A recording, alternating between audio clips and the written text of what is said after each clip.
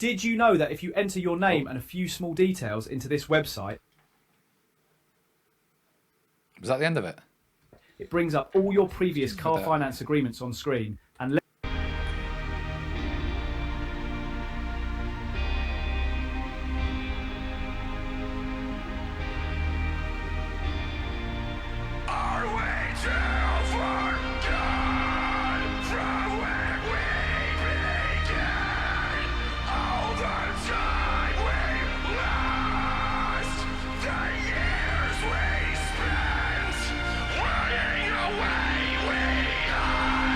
Like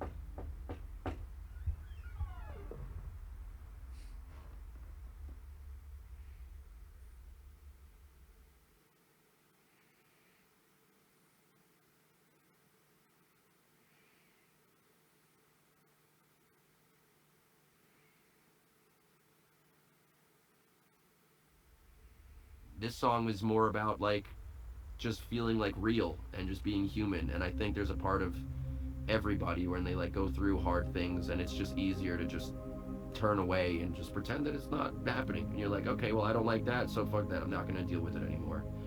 And I think a part of me was that I wanted to come back here and make sure that no matter what, I didn't have regrets at any point in my life. I'm not like, shit, you know, I wish that I could have gotten closer to you again. Because in a way, I think we're very similar. And I think that's why we fought a lot also growing up, is because we're very similar. Because I'm very stubborn. Well, and I know for a fact. Maybe you forgot, but I was here. I raised you. Yeah. And you were stubborn as hell. Never. Oh, really? That's crazy. Yeah. That's spoken like a possible. true stubborn person. Yeah. Never So you're happened. stubborn. Just that I was right. I was your dad. Okay. That's the problem. All right. And you know what, Dad? You kind of old now. So I'm over here and I'm Who's like, old? yeah. I'm like, You crazy? in my mind, I'm like, holy shit! We need to make it right, because if I don't, I'm gonna regret this for the rest of my life. So I came back and I knocked on that door, and And here we are. here we are. Austin, he called me like the moment I left here, Yeah. and I just cried on the phone. I was just like, I just spoke to my dad, man. I'm crying right now. I'm like, I just called my dad. I haven't spoken to my dad in so long. Big baby, just like when you were a kid. It's okay though. There's nothing to worry about. Oh, It's okay. it was one of the most important moments of my life, I think.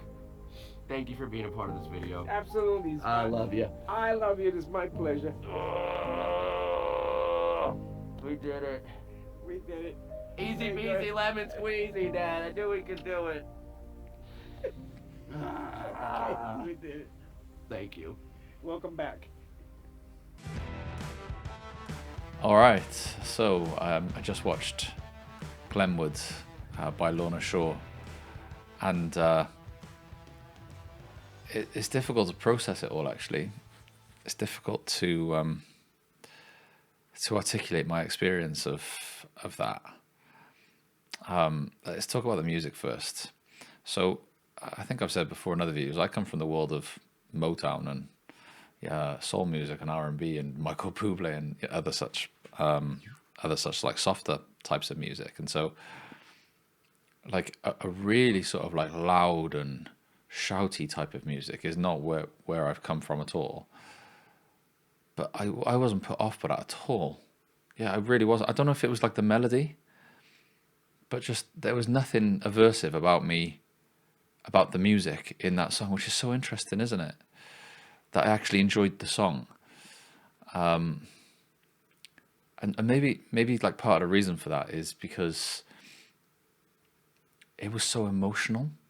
It's like it was such an emotional music video. It's an emotional music video, but the way that it's sung is just, it's so packed with like raw emotion that it's difficult to not get wrapped into it. Do you know what I mean?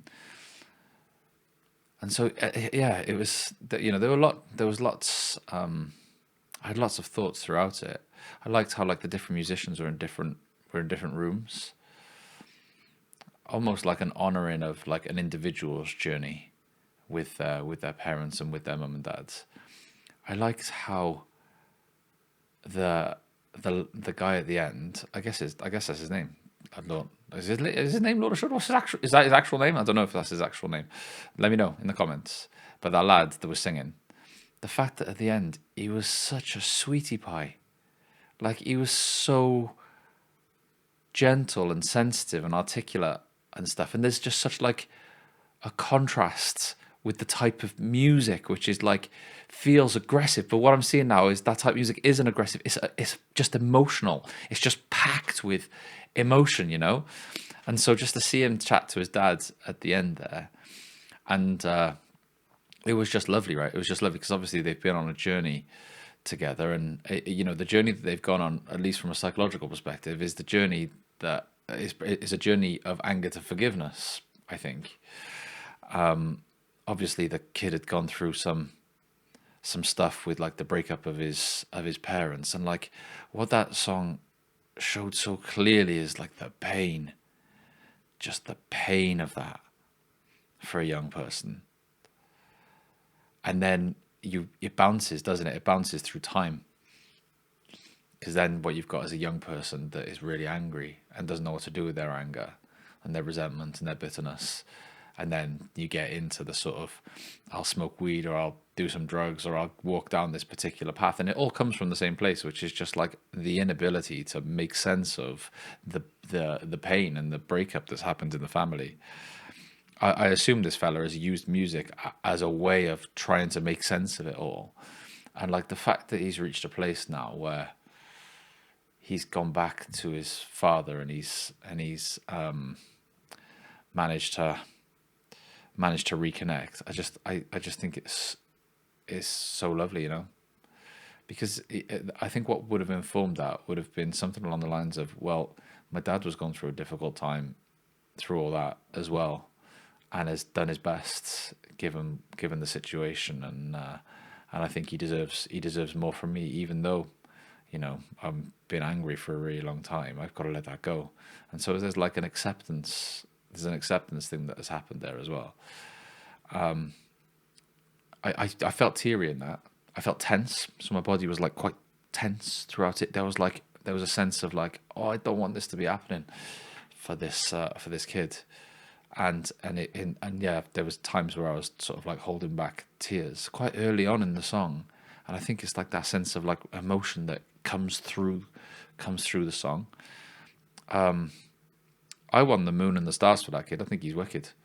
And so I say kid, he's probably not that young, but I hope he does. I hope he does well. I wonder if he's got more stuff that's as interesting and as cool as that. Thanks for pointing me towards it, and I hope you liked my reaction analysis. Okay, take care. Bye. So you'll know that I'm a psychologist, and you might know that I've written a few books. There are links in the description. My favorite book of the books that I've written is called The Unbreakable Student, and it is a mental health guide for university or college students between the ages of 18 and 21. But the thing that I'm most proud of is a project called Connect, which is a well-being curriculum, a 250-hour intervention for young people between the ages of 4 and 11 to be delivered by teachers or teaching staff. It's totally free. There's that amount of psychological intervention, totally free. All you've got to do is sign up. You won't be asked for any payment details. You won't be asked to pay anything. It'll take like 2 or 3 minutes to sign up, and all of a sudden you'll have access to this whole curriculum. It's aimed mostly at teachers, teaching staff, head teachers, people in education, but also maybe some parents out there might find some use in